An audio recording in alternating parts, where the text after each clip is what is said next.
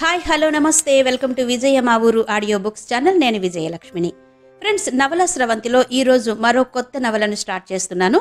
ఈ రోజు నుంచి ఆడియో సీరియల్గా మీకు అందించబోతున్న ఈ నవల అందమైన మనసు నవలను ఆడియో రూపంలో 5వ భాగం వింటారు. ఈ నవలను వ్రాసిన వారు ప్రముఖ రచయిత్రి శ్రీమతి అంగుళూరి అంజనీదేవి గారు. చదువుతున్నది మా ఊరు విజయలక్ష్మి. ఇక కథలోకి వెళ్దామా? గన్మెన్లు చైత్రన్ని వెనక్కి తీసుకొచ్చి ఏఎస్పీ గారి ముందు కూర్చోబెట్టారు. చైత్రన్ చెప్తుంటే అందరూ వింటున్నారు. నా ఎంబీఏ పూర్తయ్యాక జాబ్ సెర్చింగ్ టైంలో నాకు ప్రియాంక పరిచయం అయింది. ఇద్దరం బాగా దగ్గరయ్యాం. పెళ్లి చేసుకోవాలంటే మా ఇద్దరిలో ఒక్కరికి కూడా జాబ్ లేదు.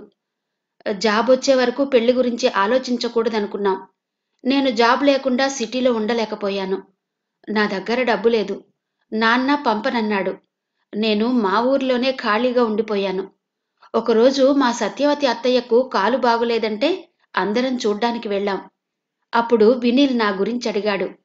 నేను మనీ ప్రాబ్లం వల్ల సిటీకి వెళ్లకుండా ఉన్నానని తెలుసుకుని నీకు డబ్బు పంపిస్తాను, సిటీకి వెళ్ళి ఏమైనా కోర్సులు నేర్చుకో, ఖాళీగా ఉండొద్దు అన్నాడు. ఆ రోజే నన్ను తన హాస్పిటల్కి తీసుకెళ్లాడు. నాకన్నా చిన్నవాడైన వినీల్ అంత పెద్ద హాస్పిటల్ని అంత సమర్థవంతంగా నడపడం అబ్బురమనిపించింది. అతనికి నా చెల్లెలు నివేదనిస్తే ఆ హాస్పిటల్పై నా ఆధిపత్యం నడుస్తుంది. చేతి నిండా డబ్బు ఉంటుంది. నేను కష్టపడకుండానే అనుభవించవచ్చు అనుకున్నాను. వినీల్ ఇచ్చిన డబ్బు తీసుకుని ఆ రోజే సిటీకి వెళ్ళాను. హాస్టల్లో చేరాను. ప్రతి నెలా నాకు వినీల్ డబ్బు పంపిస్తూనే ఉన్నాడు. నేను అడగాల్సిన అవసరం కూడా రానివ్వడం లేదు. ప్రియాంక వాళ్ల కజిన్ వాళ్ల ఇంట్లో ఉండి రోజూ నన్ను కలుస్తూనే ఉంది. ఒకరోజు అనుమానం వచ్చి ప్రియాంక ప్రెగ్నెన్సీ టెస్ట్ చేయించుకుంది. పాజిటివ్ అని రాగానే ఇద్దరం భయపడిపోయాం. ధైర్యం తెచ్చుకుని మాకు దగ్గరలో ఉండే హాస్పిటల్కి వెళ్ళాం. అక్కడ డాక్టర్ సహస్రను కలిశాం. ఆమె ప్రియాంకకు అబార్షన్ చెయ్యనంది. ఎంతసేపు రిక్వెస్ట్ చేసినా లాభం లేకపోయింది. అప్పుడే డాక్టర్ సహస్ర ఫోన్కి కాల్ వస్తుంటే స్క్రీన్ మీద వినీల్ ఫోటో కనిపించింది. ఆమె నా ముందే లిఫ్ట్ చేసి, నేను బిజీగా ఉన్నాను doctor Vineel, call you later అంటూ ఫోన్ టేబుల్ మీద పెట్టి పని మీద పక్కకెళ్ళింది. వినీల్ ఫోటో ఆమె ఫోన్లో ఎందుకుందో అర్థం కాలేదు. క్యూరియాసిటీ పెరిగి వెంటనే ఆ మొబైల్ అందుకుని చూశాను. ప్రతిరోజు వాళ్లు చేసుకున్న చాటింగ్ కనిపించింది. అక్కడ చదివే టైం లేక ఆ చాటింగ్ మొత్తం నా ఫోన్లోకి ట్రాన్స్ఫర్ చేసుకున్నాను. ఆమె ఫోన్ అక్కడే పెట్టి ప్రియాంకను తీసుకుని హాస్పిటల్లోంచి వెళ్ళిపోయాను అంటూ ఆగాడు. అందరూ ఉత్కంఠతో వింటున్నారు. నెక్స్ట్ ఏం జరిగిందో చెప్పు అన్నాడు సూర్యదేవ్. ఆ రాత్రికి నా మొబైల్కి ట్రాన్స్ఫర్ చేసుకున్న వాళ్ల చాటింగ్ని చదివాను. వాళ్ల రిలేషన్ అర్థమైంది. నా మనసు మండిపోయింది. నా ఆశలన్నీ ఉరిపోసుకున్నట్టనిపించింది. నా కళ్ల ముందు హాస్పిటల్ తప్ప ఇంకేం లేదు. నా చెల్లెల్ని వినీల్ చేసుకుంటేనే నేను అనుకున్న విధంగా బతకగలను. అలా బతకాలంటే డాక్టర్ సహస్ర మనసులోంచి వినీల్ని తప్పించాలి. అప్పుడే అది సాధ్యం అనుకున్నాను. తెల్లవారి ప్రియాంకను తీసుకుని డాక్టర్ సహస్రను కలిశాను. మమ్మల్ని చూడగానే ఎన్నిసార్లు చెప్పాలి మీకు అబార్షన్ చెయ్యనని, ఎందుకొచ్చారు అంటూ కోప్పడింది. ప్లీజ్ మేడం, ఒక్కసారి నేను చెప్పేది వినండి. ఈ అమ్మాయి నిజానికి నా కజిన్ కాదు, మా మామయ్య కొడుకు డాక్టర్ వినీల్కి లవర్. ఇలా చేయించమని నన్ను రిక్వెస్ట్ చేశాడు. తన పేరు బయటకు రావద్దన్నాడు. ఇప్పుడు మీరు అబార్షన్ చెయ్యనంటుంటే తప్పనిసరి ఇదంతా చెప్తున్నాను అన్నాను. అది వినగానే నో, డాక్టర్ వినీల్ అలాంటివాడు కాదు అంటూ అరిచింది డాక్టర్ సహస్ర. మీరలా అరిస్తే నేను మిమ్మల్ని నమ్మించలేను మేడం. కానీ ఒక్కటి మాత్రం చెప్పగలను. ఈ అమ్మాయి కోసం ప్రతి నెల నా అకౌంట్కి వినీల్ డబ్బు పంపిస్తుంటాడు. కావాలంటే చూడండి అంటూ నా బ్యాంక్ పాస్బుక్ ఉండే స్టేట్మెంట్ చూపించాను. మీరు డాక్టర్స్ కాబట్టి ఒకవేళ మీకు మా వినీల్ తెలిస్తే నేనిలా మీకు చెప్పానని చెప్పకండి. నన్ను చంపేస్తాడు. ఈ పని రహస్యంగా చేయించడమే నా విధి. అయినా ఈ అమ్మాయిని వినీల్ పెళ్లి చేసుకోడు. అబార్షన్ చేయించి కొంత డబ్బిచ్చి పంపించివేయమన్నాడు. ఫ్యూచర్లో తనే ఈ అమ్మాయికి ఏదో ఒక జాబ్ ఇప్పిస్తాడట అన్నాను. అది వినగానే డాక్టర్ సహస్రకు కళ్ళు తిరిగి టేబుల్పై పడింది అన్నాడు చైత్రన్. తర్వాత ఏం జరిగింది అన్నాడు గట్టిగా కోపంగా సూర్యదేవ్. కొద్దిసేపయ్యాక డాక్టర్ గారు లేచి లోపలికెళ్లారు. ఆమె సీట్లోకి వేరే డాక్టర్ వచ్చి కూర్చున్నారు. ఆమె నా వైపు చాలా ఇంట్రెస్ట్గా చూసి, డాక్టర్ సహస్ర, మీ కేసు నన్ను చూడమన్నారు. రేపు ఉదయాన్నే రండి, అబార్షన్ చేస్తాను అంది. ఆమె చెప్పినట్టే తెల్లవారి ప్రియాంకను తీసుకెళ్లాను. అబార్షన్ చేసింది. నేను చాలా సంతోషపడ్డాను. సహస్ర మేడం కనిపిస్తుందని చూశాను, కనిపించలేదు. ఆ డాక్టర్ని అడిగాను, సహస్ర మేడంని కలవాలి అని. డాక్టర్ సహస్ర లేరు, ఇవాళ ఫ్లైట్లో అరుణాచల్ వెళ్లారు, ఇక రారు, జాబ్కి రిజైన్ చేశారు అన్నారు. నేను అవాక్కయ్యాను. ప్రియాంకను తీసుకుని హాస్పిటల్ నుండి వెళ్ళిపోయాను. అది సార్ జరిగింది అన్నాడు చైత్రన్. సూర్యదేవ్ వెంటనే చైత్రన్ చెంప చెళ్ళుమనిపించాడు. వినీల్ జీవితంతో ఆడుకున్నావు కదరా, అన్నం పెట్టిన చేతిని కరవడమంటే ఇదే. నేను అరుణాచల్ వెళ్లి ఫోన్ చేసే వరకు నువ్విక్కడే ఉండు. కాదని ఎటైనా వెళ్ళావో అరెస్ట్ చేస్తాను అన్నాడు. వెళ్ళను సార్, ఇక్కడే ఉంటాను అన్నాడు చైత్రన్. వేద, డాక్టర్ వినీల్ నా స్నేహితుడు. అతను సహస్రను ప్రేమించినట్టు నా ఒక్కడితోనే చెప్పాడు. ఇంట్లో చెప్పాలనుకునే లోపలే ఇదంతా జరిగిపోయింది అన్నాడు. నివేద అప్పటికే చాలా బాధపడుతోంది. ఇది విని ఇంకా బాధపడింది. నువ్వు నాతో రావేదా, ఇద్దరం కలిసి వినీల్తో మాట్లాడదాం అన్నాడు సూర్యదేవ్. అలాగే సార్. అమ్మా, నేను బావతో మాట్లాడొస్తాను అంటూ సూర్యదేవ్తో వెళ్లి వెహికల్ ఎక్కింది నివేద. వెహికల్ కదిలింది.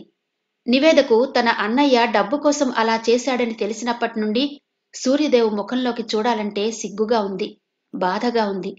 సూర్యదేవ్ అది గమనించి బాధపడొద్దు అన్నట్టుగా చూశాడు. డాక్టర్ వినీల్కి ఫోన్ చేశాడు. వినీల్ వెంటనే లిఫ్ట్ చేసి, చెప్పండి సూర్యదేవ్ అన్నాడు. నేను అర్జెంటుగా మాట్లాడాలి వినీల్, హోటల్ రాధికాలో ఉంటాను, అక్కడికి రండి అన్నాడు సూర్యదేవ్. ఇప్పుడే వస్తాను సూర్యదేవ్ అంటూ ఫోన్ పెట్టేసి తన కారులో హోటల్ రాధికా దగ్గరికి వెళ్లాడు వినీల్. సూర్యదేవ్ పక్కన నివేదను చూసి, నివేద ఏంటి సూర్యదేవ్ పక్కనుంది? సూర్యదేవ్కి నివేద ఎలా తెలుసు? అసలే నా మీద కోపంగా ఉంది. ఇప్పుడు సూర్యదేవ్తో నన్నేమైనా చేయిస్తుందా? వినీల్ మనసు నిండా ప్రశ్నలు తప్ప జవాబుల్లేవు. కూర్చో వినీల్. ఏంటి నివేద వైపు అలా చూస్తున్నావు? నాకు నివేద ఎలా తెలుసనా? నాకు నివేద చాలా కాలంగా తెలుసు, కానీ నీ మరదలన్న విషయం ఈరోజే తెలిసింది అన్నాడు. వినీల్కి నవ్వు రాకపోయినా నవ్వి కూర్చున్నాడు. వాళ్లవైపు చూడలేక, చూడాలనిపించక మొబైల్ పట్టుకున్నాడు. నన్నెందుకు రమ్మన్నారో ఇంకా చెప్పరేంటి అని మనసులో అనుకుంటున్నాడు వినీల్. డాక్టర్ సహస్ర గురించి మాట్లాడాలని పిలిచాను వినీల్ అన్నాడు సూర్యదేవ్. నాకిష్టం లేదు సూర్యదేవ్, నేను వెళ్తాను అంటూ లేవబోయాడు. నువ్వు వెళ్ళిపోతే చాలా నష్టపోతావు వినీల్, కూర్చో అన్నాడు సూర్యదేవ్. ఇంకేముంది నష్టపోవడానికి? ఆ సహస్ర వల్ల నా కెరీర్ మొత్తం స్పాయిల్ అయింది. ఆ పేరు కూడా వినాలని లేదు నాకు. ఆ జ్ఞాపకాలను వదిలేద్దామనే ఒకసారి మా పేరెంట్స్ పెళ్లి చేస్తామంటే ఒప్పుకున్నాను. నీతో చెప్పాను, పెళ్లి చేసుకుని ఒక ఆడపిల్ల లైఫ్తో ఆడుకుంటావా అన్నావు. నిజమేననిపించింది, పెళ్లి వద్దనుకున్నాను. కానీ నివేద వెళ్ళిపోయినప్పుడు నా వల్లనే నివేదను ఎవరో కిడ్నాప్ చేశారని అమ్మ అంది. దాన్ని తట్టుకోలేకనే లేచిపోయింది అన్నాను. అలా అనడం కరెక్ట్ కాదు, అందుకే నన్ను పెళ్లి చేసుకుంటావా అని నివేదను అడిగాను. అలా ఎందుకంటే అప్పుడైనా నాకు నివేద పట్ల మంచి అభిప్రాయం ఉందని తెలుసుకుంటుంది అని. అయినా నా మీద బాగా కక్ష పెట్టుకుంది, వాళ్ల ఊరు వెళ్ళిపోయింది. నిజానికి నివేద మా ఇంట్లో ఉండి చదువుకుని ఉద్యోగం చేస్తున్నా ఆమె పట్ల నాకు పెళ్లి చేసుకోవాలన్న భావన ఎప్పుడూ రాలేదు, ఇక రాదు. నేను చేసిన ప్రతి తప్పుకి సహస్రనే కారణం. అందుకే అంటున్నా, సహస్ర గురించి కాకుండా ఇంకేం మాట్లాడినా వింటాను అన్నాడు. ఇప్పుడు సహస్ర గురించే మాట్లాడాలి వినీల్ అన్నాడు. సడన్ గా లేచి ఎంట్రన్స్ వరకు వెళ్ళాడు వినీల్. ఆగు వినీల్, నిన్ను అరెస్ట్ చేసైనా సహస్ర గురించి చెప్తాను. నువ్వు నా ఫ్రెండ్వి, నీకు హెల్ప్ చేయకుండా ఉండలేను అన్నాడు సూర్యదేవ్. వినీల్ ఆగి వెనక్కి వచ్చి కూర్చున్నాడు. చెప్పండి సూర్యదేవ్ అన్నాడు వినీల్. మీ ఇంట్లో గొడవపడి నివేద వాళ్ల ఊరు వెళ్లిన విషయం నీకు తెలిసే ఉంటుంది. తెలుసు, అమ్మ చెప్పింది. ఊరు వెళ్ళాక నివేద అన్నయ్య చైత్రన్ నివేదను హౌస్ అరెస్ట్ చేశాడు. అవునా? ఎందుకు? ఇది నాకు తెలీదు. నిన్ను పెళ్లి చేసుకోమంటే నివేద చేసుకోనందట, అందుకు హౌస్ అరెస్ట్ చేశారు. నాకీ విషయం అలేఖ్య ద్వారా తెలిసి వెంటనే నివేద వాళ్ళ ఊరు వెళ్ళాను. అక్కడ వాళ్ల మాటల్లో చైత్రన్ నోటి వెంట డాక్టర్ సహస్ర గురించి విన్నాను. సహస్ర నీ నుండి విడిపోవడానికి చైత్రని ఏదో చేశాడు అన్న అనుమానం వచ్చింది. ఎంత అడిగినా చెప్పలేదు, మా స్టైల్లో అడగ్గానే చెప్పాడు అన్నాడు సూర్యదేవ్. ఏం చెప్పాడు సూర్యదేవ్? అయినా చైత్రన్ మా బావ. నా విషయంలో అతనేమీ చెయ్యడు అన్నాడు వినిల్. చేస్తాడని నువ్వే కాదు, ఎవ్వరూ అనుకోరు. కాని చేశాడు. నీ మీద అసహ్యం కలిగేలా ఒక స్టోరీ క్రియేట్ చేసి సహస్రకు చెప్పాడు. ఆమె వెంటనే రిజైన్ చేసి అరుణాచల్ వెళ్ళిపోయిందట అన్నాడు సూర్యదేవ్. నా మీద స్టోరీ చెప్పాడా? నేను నమ్మను. చైత్రన్ బావకు నేనంటే గౌరవం, కృతజ్ఞత ఉన్నాయి అన్నాడు వినిల్. అంతకు మించి ఆశ, అత్యాశ, పేరాశ ఉన్నాయి వినిల్. అందుకే అలా చెప్పాడు. లేకుంటే ఎందుకు చెప్తాడు? ఇంతకీ ఏం చెప్పాడు సూర్యదేవ్? ఏం చెప్పినా సహస్ర నమ్మదు. అంత ప్రేమ నేనంటే తనకి. ప్రేమ కాబట్టే నమ్ముండొచ్చు. నీ బలహీనతల్ని గౌరవించి వెళ్ళిపోయిందేమో. అలా ఎందుకు ఆలోచించవు? నా బలహీనతలా? నాకేం బలహీనతలున్నాయి? నాకంతా గందరగోళంగా ఉంది. చైత్రన్ నీ మీద ఏం చెప్పాడో వింటే నీకింకా గందరగోళంగా ఉంటుంది. చెప్పనా? చెప్పు సూర్యదేవ్. చైత్రన్ సిటీలో ఉండాలంటే డబ్బు లేక వాళ్ల ఊరు వచ్చినప్పుడు నువ్వు డబ్బు హెల్ప్ చేసి సిటీకి పంపావట కదా? అవును, పంపాను. సిటీకి వెళ్ళి ఏదైనా జాబ్ వెతుక్కుంటాడని. కానీ అతను జాబ్ వెతుక్కోలేదు. నువ్విచ్చిన డబ్బుతో సిటీకి వెళ్ళి ప్రియాంక అనే అమ్మాయితో తన లవ్ను కంటిన్యూ చేశాడు. ప్రియాంక ప్రెగ్నెంట్ అయింది. అబార్షన్ కోసం డాక్టర్ సహస్ర దగ్గరకు వెళితే చేయనందట. చైత్రన్ అక్కడ ఉన్న టైంలోనే నీ నుండి సహస్రకు ఫోన్ వచ్చిందట. స్క్రీన్ మీద నీ ఫోటో చూశాడు. ఆ ఫోన్ టేబుల్ మీద పెట్టి ఆమె పక్కకు వెళ్లగానే అందులో ఉన్న మీ ఇద్దరి చాటింగ్ను తన ఫోన్లోకి పంపుకున్నాడు. మీ ఇద్దరి రిలేషన్ తెలిసి తట్టుకోలేకపోయాడు. సహస్ర మనసులో నిన్ను లేకుండా చెయ్యాలని ప్రియాంకను నీ లవర్గా డాక్టర్ సహస్రకు పరిచయం చేశాడు. ఆ తరువాత ఏం జరిగి ఉంటుందో నువ్వు ఊహించగలవు. ఇప్పుడు సహస్ర అరుణాచల్లో ఉంది అన్నాడు. ఇది వినగానే వినీల్ మైండ్ బ్లాంక్ అయింది. చచ, ఇలా జరిగిందేం సూర్యదేవ్? ప్రియాంక నా లవరేంటి? చెప్పినా ఎలా నమ్మింది అన్నాడు బాధగా. అతని ప్రయత్నం అతను చేశాడు వినీల్. వర్కౌట్ అయింది అన్నాడు సూర్యదేవ్. దీనివల్ల నేనెంత లాస్ అయ్యానో అతనికి తెలియదు సూర్యదేవ్ అన్నాడు బాధగా. అతనికి కావలసింది నీ లాస్ కాదు వినీల్. అయాచితంగా నీ దగ్గర దొరికే డబ్బు. కేవలం డబ్బు కోసమే అలా చేశాడు. అందుకే డబ్బు ఇస్తాననగానే ఆశపడే వాళ్లను నమ్మకూడదు. ఒక రకంగా చెప్పాలంటే అతనికి అలా చెయ్యాలన్న దుర్మార్గపు ఆలోచన, అవకాశం అతనికి నువ్విచ్చిన డబ్బు వల్లే వచ్చాయి. నేనలా అనుకోలేదు సూర్యదేవ్. నేను చేసేది హెల్ప్ అనుకున్నాను. ఒక చిన్న అబద్ధంతో నా పతనాన్ని చూశాడు. ఒక డాక్టర్గా నా హోదా, పలుకుబడి మొత్తం పోయాయి.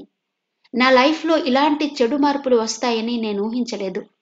అతను నిజంగా మనిషి కాదు సూర్యదేవ్ అన్నాడు కోపంగా. ఇప్పుడు మనకు కావలసింది అతనేంటి అన్నది కాదు వినీల్, సహస్ర కావాలి. ఇదంతా సహస్ర నోటీస్కి చేరేలా చూడాలి. చూడడం కాదు, మనమే ఆమె దగ్గరకు వెళ్ళాలి. నువ్వొక్కడివి వెళితే ఉపయోగం లేదు. నేను, నివేద నీతో వస్తాం అన్నాడు సూర్యదేవ్. నివేదన? ఆమె పేరు వినగానే దడుసుకున్నాడు వినీల్. నివేద వైపు చూడకుండా అవసరం లేకపోయినా మొబైల్ పట్టుకున్నాడు. అది చూడగానే సూర్యదేవ్ పక్కన ఉన్న నివేద మెల్లగా లేచింది. ఎదురుగా ఉన్న వినీల్ దగ్గరకు వెళ్ళింది. అతని పక్కన ఉన్న చైర్లో కూర్చుంది. బావా అంది. ప్లీజ్ నివేద, వెళ్ళు. నాకు నీతో మాట్లాడడం ఇష్టం లేదు అన్నాడు వినీల్ మొబైల్లో నుంచి చూపు తిప్పకుండా. అన్నయ్య చేసిన దానికి సిగ్గుపడుతున్నాను బావా. ఇలా చేస్తాడనుకోలేదు. అదెంత వెధవ పనో నాకు తెలుసు. అందుకే నీ వైపు తలెత్తి చూడలేకపోతున్నాను. నీ పక్కన కూర్చుని నీతో మాట్లాడాలంటేనే ఇబ్బందిగా ఉంది. కారణాలేవైనా నేను కూడా నిన్ను బాధ పెట్టాను. నాకు తెలుసు బావా, నువ్వు మా ఇద్దరినీ క్షమించవు. కానీ తప్పులు చేయడం, తప్పులు మాట్లాడడం చెయ్యకుండా ఎవరైనా ఉన్నారా అంది. ఆమె ఇంకా ఏమో అనబోతుంటే ఆమె వైపు చేయి చూపి ఆపాడు వినీల్. ఓకే ఓకే నివేద, నువ్వేం మాట్లాడబోతున్నావో నాకు తెలుసు. గతాన్ని గుర్తు చెయ్యకు. నాకిష్టం లేదు అన్నాడు వినీల్. ఒక్క క్షణం ఆమె మాట్లాడకుండా ఆగిపోయింది. ఆ తరువాత అలాగే బావా అంటూ ఎప్పట్లాగే వెళ్ళి సూర్యదేవ్ పక్కన కూర్చుంది. వెరీ గుడ్ వినీల్, రేపు మన ముగ్గురం అరుణాచల్ వెళదాం. మా వాళ్లకి చెప్పి ఫ్లైట్ టికెట్స్ బుక్ చేయిస్తాను అన్నాడు సూర్యదేవ్. ఓకే సూర్యదేవ్, అలాగే చేయించు అన్నాడు వినీల్. అతనికి సహస్రను ఎప్పుడెప్పుడు చూద్దామా అని ఉంది. వెంటనే నివేద వైపు చూశాడు. ఆమె మాట్లాడే స్థితిలో లేదు. తల వంచుకుని ఎటో చూస్తోంది. జరిగిందేదో జరిగిపోయింది. నా కారులో ఇంటికెళదాను రా నివేద, పిలిచాడు వినిల్. నేను రాను బావా. ఎందుకు? నా మీద మామయ్య కోపంగా ఉంటారు. మరి ఎక్కడుంటావు? ఊరు వెళ్తావా ఈ టైంలో? వెళ్ళను. మధురిమ హాస్టల్లో ఉంటాను. ఇక ముందు అక్కడే ఉంటాను. రోజు కాలేజీకి వెళ్ళాలిగా, అంది నివేద. హాస్టల్లో ఉండి కాలేజీకి వెళ్తావా? హా, హాస్టల్లో ఉండే కాలేజీకి వెళ్తాను. ఇక ముందు ఎవరిళ్లలోనూ ఉండను, అంది అభిమానంగా. ఆమెలోని ఆత్మాభిమానం అర్థమైంది వినీల్కి. సూర్యదేవ్ ఆమె పక్కనే ఉన్నాడు. సరే, నీ ఇష్టం. ఇక నేను వెళతాను సూర్యదేవ్, అంటూ చేయి చాపి సూర్యదేవ్ చెయ్యి అందుకున్నాడు. అలాగే, అన్నాడు సూర్యదేవ్. వాళ్ళు హోటల్లో నుంచి బయటకొచ్చారు. వినీల్ తన కారులో వెళ్ళిపోయాడు. సూర్యదేవ్, నివేద వెహికల్ ఎక్కగానే గన్మెన్ లెక్కారు. వెహికల్లో కూర్చోగానే, నువ్వు వినీల్తో వెళ్ళిపోతావనుకున్నాను, అన్నాడు సూర్యదేవ్. నేను హాస్టల్ ముందు దిగిపోతాను, అంది నివేద. వద్దు, ఇక ముందు నువ్వు హాస్టల్లో ఉండడానికి వీల్లేదు. ఇంకెక్కడ ఉంటాను? హాస్టల్లోనే ఉంటాను. అలేఖ్య దగ్గరికి వెళ్ళి ఉండాలన్నా ఇప్పుడు కుదరదు. మల్లికార్జున ఉన్నాడు. అలేఖ్య దగ్గరో హాస్టల్లోనో నిన్నెలా ఉంచుతాననుకున్నావు? మరెక్కడుంచుతారు? ఎక్కడో దేనికి వేద? మా ఇంట్లో ఉంటావు. అమ్మా నాన్నగారు ఉన్నారుగా, తీసుకెళ్లి పరిచయం చేస్తాను. ఉదయాన్నే లేచి ఎయిర్పోర్ట్కెళ్దాం, ఓకేనా? అన్నాడు. ఓకే అన్నట్టు తలూపింది. అప్పుడే అలేఖ్యకు ఫోన్ చేసింది. అలేఖ్య లిఫ్ట్ చేసి, చెప్పు వేదా, ఇప్పుడెక్కడున్నావు? ఏఎస్పీ గారు మీ ఊరికొచ్చారా? నాకు ఒకటే కంగారుగా ఉంది, అంది. వచ్చారు. ఇప్పుడు ఆయనతోనే ఉన్నాను. నువ్వేమీ టెన్షన్ పడకు. ఈ రాత్రికి ఏఎస్పీ గారింట్లోనే ఉంటాను. నేను డ్రెస్సులేమీ తెచ్చుకోలేదు. నువ్వు వెంటనే డ్రెస్ తీసుకుని ఏఎస్పీ గారింటికి రా, అని చెప్పి ఫోన్ పెట్టేసింది నివేద. ఏఎస్పీ ఆఫీస్కి రాగానే వెహికల్ ఆగింది. గన్మెన్లు హడావిడిగా వెహికల్ దిగి డోర్ తీశారు. పరుగెత్తుకుంటూ వెళ్లి గేట్ తీశారు. సూర్యదేవ్, నివేద వెహికల్ దిగి ఆఫీస్ రూమ్ వైపు వెళ్లకుండా నేరుగా మెట్లెక్కి ఇంట్లోకి వెళ్లారు. సూర్యదేవ్ తల్లిదండ్రులు హాల్లో కూర్చొని ఉన్నారు. నివేదను వాళ్ల ముందు నిలబెట్టి, అమ్మా, ఈ అమ్మాయి నివేద, లెక్చరర్గా వర్క్ చేస్తోంది. నా ఫ్రెండ్ డాక్టర్ వినీల్ తెలుసుగా, అతని మేనత్త కూతురు. ఈ రాత్రికి మనింట్లోనే ఉంటుంది. గది చూపించు, అన్నాడు సూర్యదేవ్. ఆమె కొడుకుని ఎలాంటి ప్రశ్నలు వెయ్యకుండా లేచి వెళ్లి గది చూపించింది. ఇక నేను వెళ్తాను నివేద, నీకేమైనా అవసరమైతే నన్ను పిలువు, అని నివేదతో చెప్పి ఆమె హాల్లోకి వచ్చింది. హాల్లో తండ్రి పక్కన కూర్చుని ఉన్న సూర్యదేవ్కి ఎదురుగా కూర్చుంది. ఆ అమ్మాయి చాలా బాగుంది సూర్య, వినీల్కి కాబోయే భార్యనా? అని ఆసక్తిగా అడిగింది. లేదమ్మా, వినీల్ ఒక డాక్టర్ని ప్రేమించాడు. ఆమెనే పెళ్లి చేసుకుంటాడు. కాకపోతే వాళ్ళిద్దరి మధ్య చిన్న క్లాష్ వచ్చింది. ఆ పని మీదే రేపు నేను, నివేద, వినీల్ కలిసి అరుణాచల్ వెళ్తున్నాం, అన్నాడు. చైత్రన్ వల్లనే వాళ్ల మధ్యన క్లాష్ వచ్చిందని చెప్పలేదు. చైత్రన్ నివేద అన్నయ్య కాకపోయుంటే తప్పకుండా చెప్పేవాడు. అంతలో అలేఖ్య నివేద కోసం డ్రెస్ తీసుకునొచ్చింది. సూర్యదేవ్తో మాట్లాడి నేరుగా నివేద ఉన్న గదిలోకెళ్ళింది. తెల్లవారి 5 గంటలకే నిద్రలేచి ఫ్రెషప్ అయ్యారు సూర్యదేవ్, నివేద. కార్లో ఎయిర్పోర్టుకు వెళ్లారు. వాళ్లు వెళ్లేసరికి వినీల్ అక్కడ ఉన్నాడు. ముగ్గురు ఫ్లైట్లో అరుణాచల్ వెళ్లారు. సహస్ర వాళ్ల అన్నయ్య మోహన్ మిలిటరీ హాస్పిటల్లో డాక్టర్. ఆయన అడ్రస్ తెలుసుకుని ఆయన్ని కలిశారు. పరిచయం చేసుకున్నారు. అరుణాచల్ చూడాలని వచ్చినట్టు చెప్పారు. సంతోషపడ్డాడు డాక్టర్ మోహన్. మోహన్ ఫ్రీ అయ్యాక వాళ్లను క్యాంటీన్కి తీసుకెళ్లాడు. కార్నర్లో ఉన్న టేబుల్ దగ్గరికి వెళ్లి కూర్చున్నారు. కొద్దిసేపు ఆ నలుగురు మౌనంగానే ఉన్నారు. మోహన్ వినీల్ వైపు అభిమానంగా, ప్రేమగా చూశాడు. డాక్టర్ వినీల్, నేనక్కడికి వచ్చినప్పుడు మీ గురించి సహస్ర చెప్పింది. పెళ్లి చేసుకుంటానంది. తను మీ గురించి చెప్పింది విన్నాక నాకేం అభ్యంతరం అనిపించలేదు. ఎలాగూ మీకు సొంతంగా హాస్పిటల్ ఉంది కాబట్టి సహస్ర కూడా అందులోనే ఉండొచ్చు. త్వరలోనే పెళ్లి చెయ్యాలనుకున్నాను. మీ వాళ్లతో మాట్లాడాలనుకున్నాను. కానీ నాతో మాట్లాడిన నెక్స్ట్ డేనే, అప్పుడే పెళ్ళొద్దన్నయ్యా, నీతో వస్తాను, నీ దగ్గరే ప్రాక్టీస్ చేస్తాను, రిజైన్ చేసొచ్చాను అంది. నాకేం చెయ్యాలో తోచలేదు.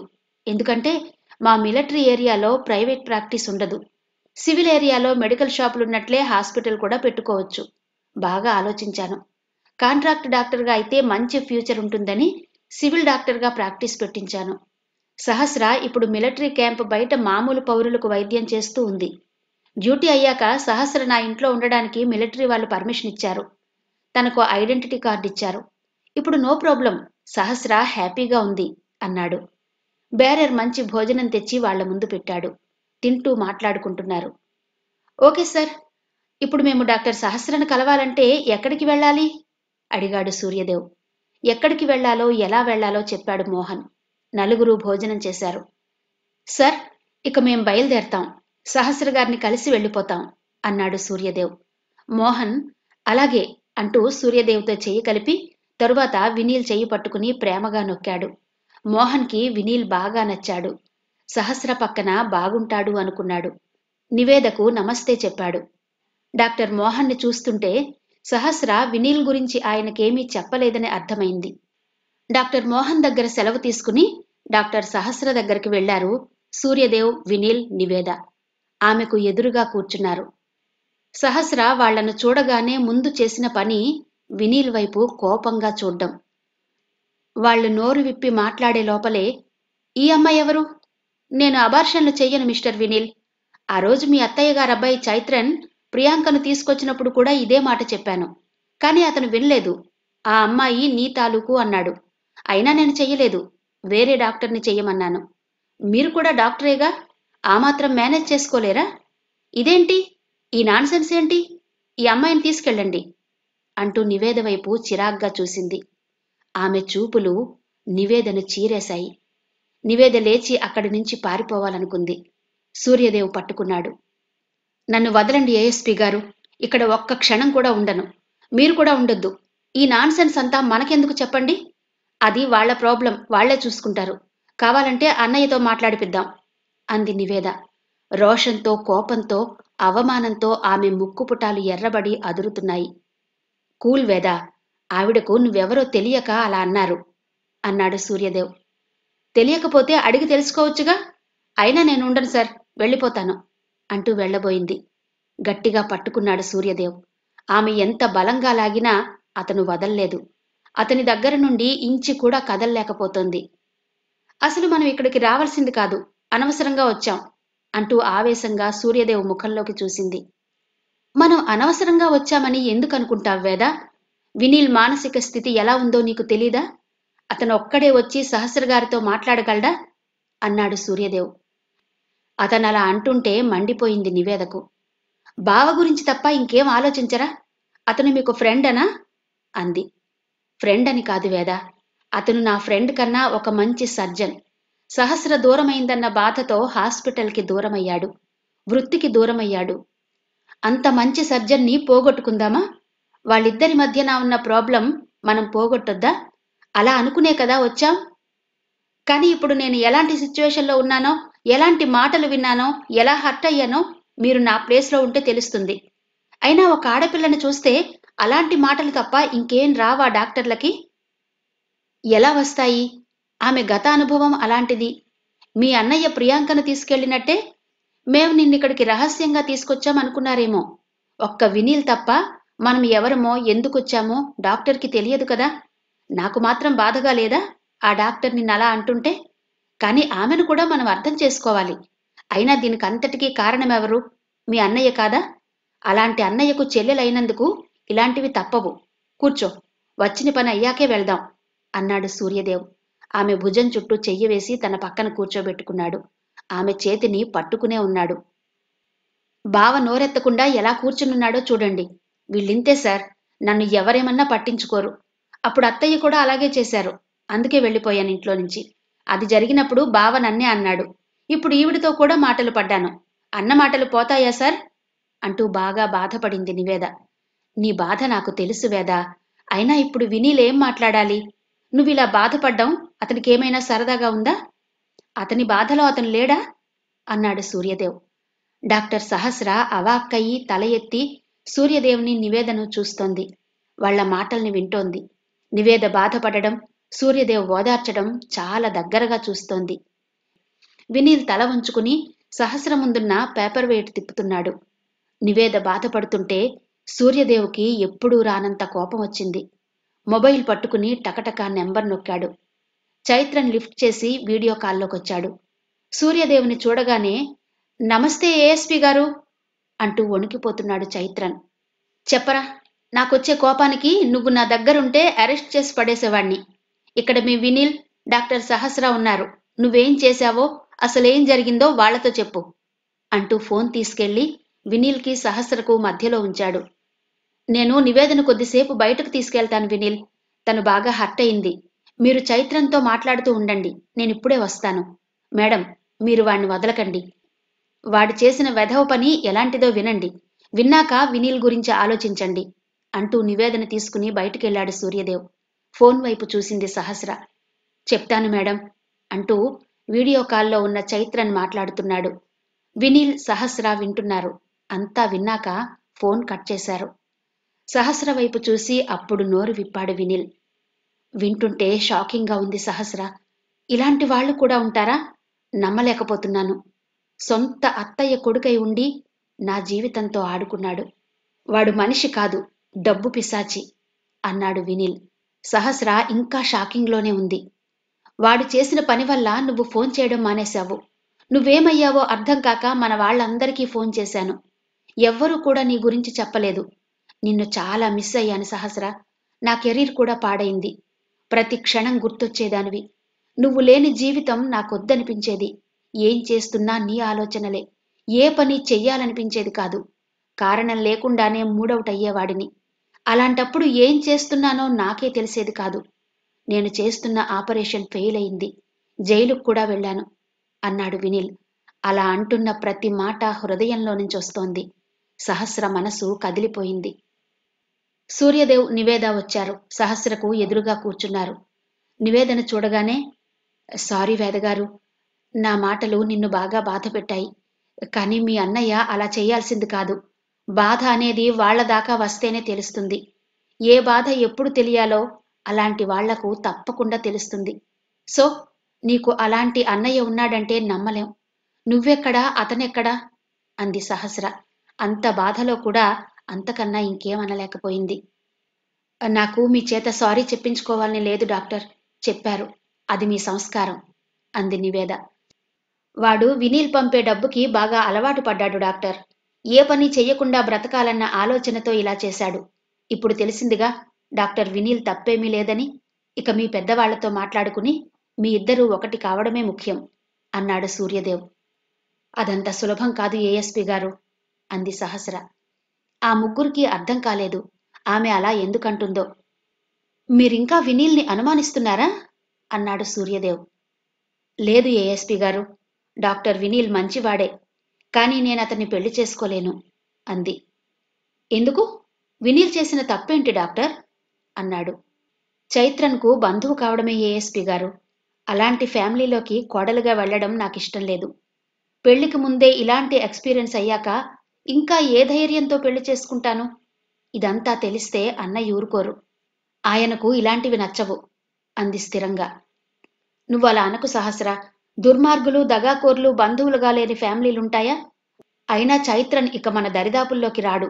అతనితో ఎలాంటి సంబంధాలు ఉండవు. అతని వల్ల మనకి ఏ హాని జరగదు అన్నాడు వినీల్. అయినా ఆమె అతనితో పెళ్లికి అంగీకరించలేదు. సరే డాక్టర్, మీకు మనస్ఫూర్తిగా వినీల్ కావాలా వద్దా అన్నది ఆలోచించుకోవడానికి ఇంకొంత టైం తీసుకోండి. మేం వెళ్ళిపోతాం. వినీల్, వెళ్దామా అడిగాడు సూర్యదేవ్. నేను రాను సూర్యదేవ్, ఇక్కడే ఉంటాను. ఏ విషయం నీకు ఫోన్ చేసి చెప్తాను. మీరు వెళ్ళండి అన్నాడు వినీల్. అతన్ని చూస్తుంటే సహస్రను వదిలి వచ్చేలా లేడు.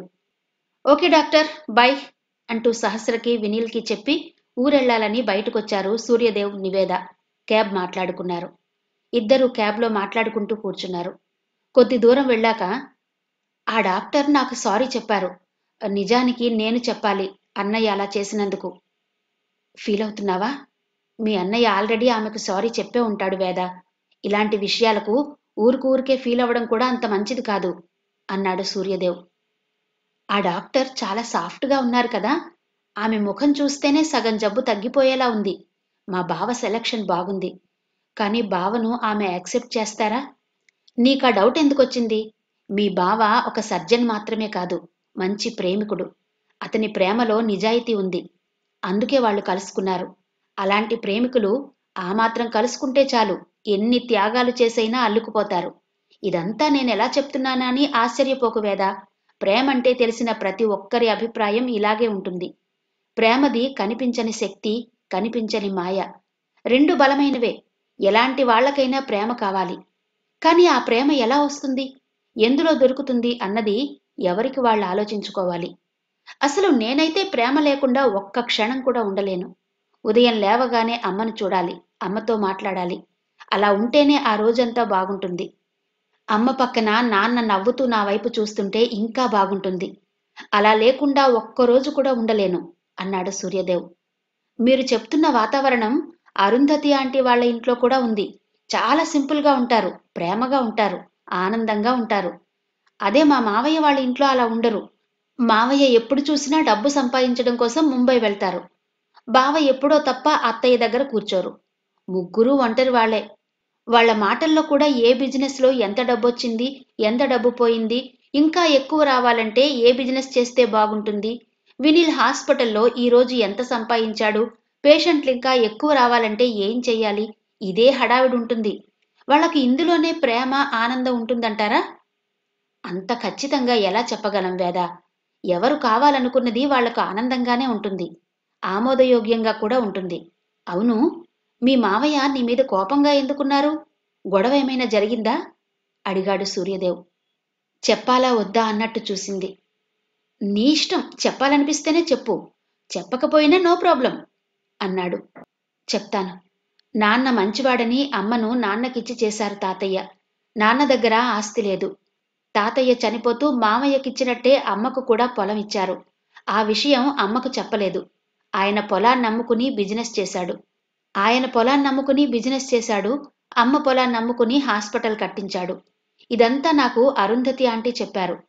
మా తాతయ్య ఇచ్చింది ఇవ్వకుండా మమ్మల్ని పేదవాళ్లని చేశాడని నాకు అర్థమైంది. ఇదే విషయం మావయ్యని అడిగాను. ఆయన కోప్పడ్డారు. నా మీదికి చెయ్యి కూడా లేపారు. అత్తయ్య ఆపింది. వెంటనే నేను మా ఊరెళ్ళాను. అమ్మతో చెప్పాను. అన్నయ్య విన్నాడు. బావను పెళ్లి చేసుకుంటే మొత్తం ఆస్తి మనదే అవుతుంది అన్నాడు. నేను చేసుకోను అన్నాను. అంతే, గదిలో పెట్టి లాక్ చేశాడు. మీరొచ్చి విడిపించారు. మీరు రాకుంటే నేను ఆ గదిలోనే ఉండేదాన్ని అంది నివేద.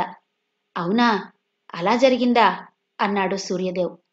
మీరేమీ అననంటే మీకో విషయం చెప్తాను అంది నివేద. అనను, చెప్పు అన్నాడు సూర్యదేవ్. ఇప్పుడు మా అన్నయ్య మా ఊర్లోనే ఉంటాడు. వాడికి నా మీద కోపం అప్పుడే తగ్గదు. మా మావయ్య పరిస్థితి కూడా అదే. అందుకే నేను వాళ్ళ దగ్గరకు వెళ్ళలేను. నాకు నా జాబ్ ముఖ్యం. మధురిమ హాస్టల్లో ఉంటాను అంది. సూర్యదేవ్కి అర్థమైంది. అందుకే నా పక్కనేగా ఉంటావు, ఏమీ అనను. రోజు ఫోన్ చెయ్యాలి. ఎందుకంటే నీకెప్పుడేం జరుగుతుందో నేను గెస్ చెయ్యలేను. ఛార్జింగ్ లేదు అనొద్దు అన్నాడు. అనను అంది. అంతలో అలేఖ్య ఫోన్ చేసింది. ఎక్కడున్నావు వేదా అంది. అరుణాచల్ నుండి వస్తున్నాం అలేఖ్య. ఇప్పుడే ఎయిర్పోర్ట్కొచ్చాం. అక్కడికొచ్చాక నేను మధురిమ హాస్టల్లో ఉంటున్నాను అంది. మధురిమలో ఉంటావా? ఆ అడ్రస్ మీ వాళ్లకు తెలుసు కదే. ఒకసారి ఏఎస్పీ గారికి ఫోన్ ఇవ్వు అంది అలేఖ్య. ఎందుకే? ఇవ్వు చెప్తా. అలేఖ్య మీతో మాట్లాడుతుందట. ఫోన్ తీసుకుని చెప్పు అలేఖ్య అన్నాడు సూర్యదేవ్. వేద మధురిమలో ఉంటుందట సార్. వద్దని చెప్పండి. మీరు చెప్తే వింటుంది. ఇంకేదైనా హాస్టల్లో ఉండమనండి. లేకుంటే వాళ్ళ అన్నయ్య వచ్చి తీసుకెళ్తాడు వేదను. వినీల్కిచ్చి పెళ్లి చేయాలన్నదే వాళ్ల ప్లాన్ అంది భయపడుతూ అలేఖ్య. ఆ భయమే వద్దు అలేఖ్య. వినీల్ డాక్టర్ సహస్ర దగ్గర ఉన్నాడు. మేం మాత్రమే వస్తున్నాం. వేద మధురిమలో ఉంటే ప్రాబ్లమేమీ రాదు. ఉండనివ్వు, నేనున్నాను కదా అన్నాడు. హమ్మయ్యా, ఓకే సార్, థ్యాంక్ యూ అంది. ఫోన్ నివేదకిచ్చాడు. అలేఖ్యతో మాట్లాడుతూ ఎయిర్పోర్ట్లో కూర్చుంది నివేద. ఫ్లైట్ వచ్చే టైం అయింది అంది నివేద. సరే, రేపు నిన్ను హాస్టల్లో కలుస్తాను అంటూ ఫోన్ పెట్టేసింది అలేఖ్య. వారం రోజుల తర్వాత చైత్రన్కి ఫోన్ చేసింది ప్రియాంక. చైతు, నువ్వు మీ ఊరు వెళ్ళి 1 వీక్ అయింది. ఎప్పుడొస్తావు? ఫోన్ చేస్తే ఏవో 2 మాటలు మాట్లాడి కట్ చేస్తున్నావు. ఏం జరిగింది అడిగింది ప్రియాంక. ఏం లేదు ప్రియాంక, మా బంధువుల్లో ఒకరు పోయారు. అందుకే నీతో సరిగ్గా మాట్లాడడం లేదు అంటూ అబద్ధం చెప్పాడు. అవునా? అయ్యో, మరెప్పుడొస్తున్నావు అంది. వస్తాను. నాన్న డబ్బులు లేవంటున్నాడు. అక్కడ నేను కట్టిన హాస్టల్ ఫీజు అయిపోవచ్చింది. ఇప్పుడు వచ్చినా వెకేట్ చేసి ఇంటికి రావాల్సిందే అందుకే ఆలోచిస్తున్నా. ఒక నెల హాస్టల్ ఫీజు నువ్వు కడతానంటే వస్తాను అన్నాడు. ప్రియాంకకు వినిల్ గురించి ఎప్పుడూ చెప్పలేదు చైత్రన్. హాస్పిటల్లో సహస్ర దగ్గర అతను ఆడిన డ్రామా కూడా ప్రియాంకకు తెలియదు. ఆమె లేనప్పుడే సహస్రతో మాట్లాడాడు. నేను కట్టలేను చైతూ, నాకు కూడా జాబ్ దొరకట్లేదు. ఇప్పుడు కూడా ఒక ఆఫీస్కెళ్ళి ఖాళీగా వస్తున్నా. హాఫ్ మంత్ కట్టమంటే వదిన దగ్గర తీసుకుని కడతాను. ఈ లోపల నీకు కానీ నాకు కానీ ఏదో ఒక జాబ్ రాకపోతుందా? ట్రై చేద్దాం, వస్తావా అంది. సరే వస్తాను అంటూ లేచి తండ్రి దగ్గరకు వెళ్ళాడు. సిటీకి వెళ్తున్నా నాన్న అన్నాడు. అక్కడికి వెళ్ళి ఏం చేస్తావరా? వినీల్ కూడా డబ్బు పంపడు. తిండికి చస్తావు. మాతోనే ఉండు. కావాలంటే మాతో పాటు పొలంకి రా. నీకు కూడా పొలం పనులొస్తాయి అన్నాడు బ్రహ్మయ్య. నేను పొలం రావడమేంటి నాన్న? ఎంబీఏ చేశాను. చూసేవాళ్లు నవ్వుతారు. పని విలువ తెలిసిన వాళ్ళెవరూ నవ్వరు చైత్ర. నువ్వు అనవసరంగా అపోహపడుతున్నావు. లేదులే నాన్న, నేను సిటీకి వెళ్తాను. ఏమోరా, నువ్విప్పుడు సిటీకి వెళ్ళడం నాకిష్టం లేదు. ఇక నీ ఇష్టం అంటూ లేచి పొలం వెళ్ళాడు బ్రహ్మయ్య. వంట చేస్తున్న అమ్మ దగ్గరకు వెళ్ళాడు. అమ్మా, నాన్న మాటలు విన్నావుగా. నాకిక్కడుంటే మనసు బాగాలేదు. వెళ్తాను అన్నాడు చైత్రన్. నాన్న అన్న మాటల్లో తప్పు లేదు చైత్రన్. మరి నీ మనసు బాగాలేదన్నావుగా, వెళ్ళు, కాని జాగ్రత్త అంది నాగేశ్వరి. అలాగే అంటూ చైత్రన్ సిటీకి వెళ్ళాడు. అరుణాచల్ నుండి వినీల్ ఫోన్ చేసి మాట్లాడినప్పటి నుండి హరనాథరావు మనసులో లేదు. విపరీతంగా బాధపడుతున్నాడు. ఇప్పుడేం చెయ్యాలి సత్య?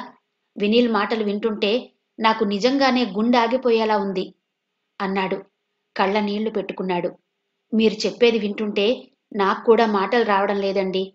వినీల్ ఇలాంటి నిర్ణయం తీసుకున్నాడేంటి? అసలు ఆ సహస్ర ఎవరు? దీనికి మీరెలా ఒప్పుకున్నారు అంది సత్యవతి. నేనెలా ఒప్పుకుంటాను సత్య? వాడి కోసమే కదా హాస్పిటల్ కట్టించాను. వాడే లేకుంటే ఇప్పుడు ఆ హాస్పిటల్ ఎందుకు? వాడికా ఇక్కడికి రాడట. ఆ హాస్పిటల్ వాడికొద్దట. జైలుకు వెళ్ళినప్పుడే ఆ హాస్పిటల్ని తన మనసులోంచి తీసేశాడట. సహస్రను పెళ్లి చేసుకుని అరుణాచల్లోనే ప్రాక్టీస్ పెడతాడట. అక్కడ వాడవసరం చాలా ఉందట. ఇక్కడ లేదట. ఇప్పుడేం చేద్దాం సత్య? కొడుకు ఉండి కూడా ఒంటరివాళ్లం అయిపోయాం కదా అంటూ ఆమెను పట్టుకుని కుమిలిపోయాడు. ముందు మీరు ధైర్యంగా ఉండండి. ఏదో ఒకటి ఆలోచిద్దాం అంది సత్యవతి.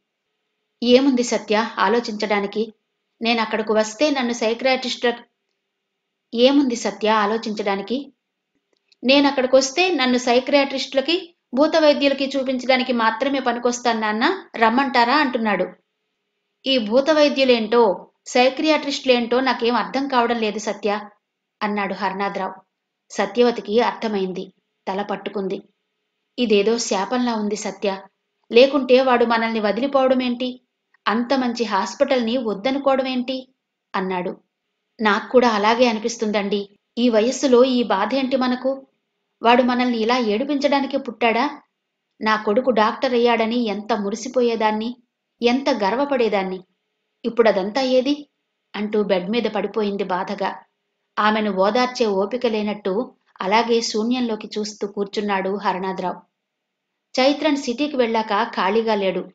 నేను ఎంబీఏ కదా, నాకెవరైనా జాబ్ ఇస్తారు అన్న కాన్ఫిడెన్స్తో పెద్ద పెద్ద కంపెనీలకు వెళ్లి ట్రై చేశాడు. ఒక్క చదువే కాదు, కమ్యూనికేషన్ స్కిల్స్ కూడా జాబ్కి అవసరం అన్నది చైత్రన్కి అర్థమైంది. ఇక తనకి జాబ్ రాదని గట్టిగా అనుకున్నాడు. ఇంటికి వెళ్లాలని హాస్టల్లో బ్యాగ్ సర్దుకుంటూ ప్రియాంకకు ఫోన్ చేశాడు. ప్రియాంక తన వదిన చేస్తున్న ఫ్యాషన్ డిజైనింగ్లో హెల్ప్ చేస్తూ బిజీగా ఉంది. ప్రియా, నీ ఫోన్ మోగుతుంది చూడు. చైత్రన్ అయి ఉంటాడు, వెళ్ళి చూడు అంటూ ప్రియాంకను ఫోన్ దగ్గరకు పంపింది ప్రియాంక వాళ్ల వదిన. ప్రియాంక ఫోన్ లిఫ్ట్ చేసి హలో అంది. నేను ఊరెళ్తున్నా ప్రియా అన్నాడు చైత్రన్. అతను ఊరు వెళ్లడం ప్రియాంకకిష్టం లేదు. అక్కడకు వెళ్ళినా నువ్వేం చెయ్యలేవు చైతూ. ఇక్కడే ఏదో ఒక పని చూసుకోవచ్చు కదా. ఇక్కడేమున్నాయి? మనం చెయ్యాలంటే ఎన్ను లేవు. ఇప్పుడు ఖాళీగా ఉండకుండా మా వదిన చేస్తున్న డ్రెస్కి డిజైన్ చేస్తున్నా. చేసినందుకు మనీ ఇస్తుంది. నేనంత చదివా ఇంత చదివా అని ఆ పని చెయ్యకపోతే డబ్బులెలా వస్తాయి? మనం ఏదీ ఫ్రీగా చెయ్యంగా. అసలు నువ్వు ఇన్ని రోజులు ఏదో ఒక పని చేసుకుంటూ జాబ్ సెర్చింగ్ చేయాల్సింది. అనవసరంగా ఇంటి దగ్గర నుండి డబ్బు తెప్పించుకున్నావు. అదే అలవాటైంది. ఇప్పుడు చూడు, హాస్టల్లో ఉండలేక ఇంటికెళ్తున్నావు. అసలు ఆంటీ నీ గురించి ఎంత బాధపడుతున్నారో తెలుసా అంది. అమ్మకి నువ్వు ఫోన్ చేశావా? లేదు, మన గురించి నువ్వు చెప్పినప్పటి నుండి ఆంటీనే చేస్తున్నారు. ఆమె మనసంతా నువ్వే ఉన్నావు చైతు. ఎప్పుడూ నీ గురించే ఆలోచిస్తుంది. ఇప్పుడు నువ్వు అక్కడికి వెళ్ళి ఆమె కళ్ళ ముందు ఖాళీగా ఉంటే బాధపడుతుంది. అందుకే ఏదైనా హోటల్లో చేరు. ఆ పని నువ్వు చేయగలుగుతావు. అక్కడైతే ఫుడ్‌తో పాటు మనీ కూడా వస్తుంది అంది. ప్రియాంక మాటలు చైత్రనికి నచ్చలేదు. ఈ కథను ఇక్కడితో ఆపుదామండి. మిగిలిన కథను 6వ ఎపిసోడ్‌లో వినిపిస్తాను. నమస్తే.